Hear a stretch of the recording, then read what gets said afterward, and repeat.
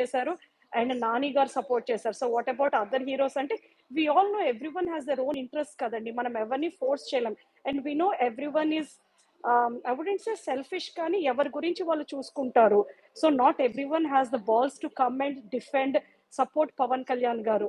ఇవాళ గుడుంబ గారు అనుకుంటా ఇంకో ఎవరు ట్వీట్ వేసింది ఏంటంటే once they realise that alliance is gonna win, అప్పుడు కొంతమంది బయటకు వస్తున్నారు. కానీ అలయన్స్ కి ఇంత వేవ్ కూడా లేనప్పుడు ఎవడు వచ్చి ఓపెన్ గా సపోర్ట్ చేశాడు ఫిల్మ్ ఫ్రెటర్నిటీ నుంచి? నో వన్ ఎక్సెప్ట్ పాప మా గబ్బర్ సింగ్ బ్యాచ్ తప్ప నాకు తెలిసి I have never seen any one. అంటే ఏం ఎక్స్పెక్ట్ చేయకుండా every one has an hidden agenda. And again I'm not naming any names, tier 1, tier 2, tier 3 మీరు ఏమన్నా అనుకోవచ్చు, క్యారెక్టర్ ఆర్టిస్ట్ అవనివ్వండి, ఎవ్వరు పవన్ కళ్యాణ్ గారిని ఓపెన్ గా అంత దమ్ము లేదు, ఎవ్వడు సపోర్ట్ చేయలేదు.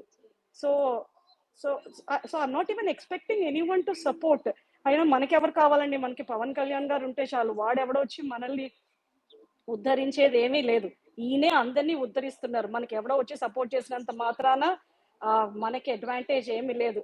అందరూ మన అవసరం వాళ్ళకుంది, వాళ్ళ అవసరం మనకి.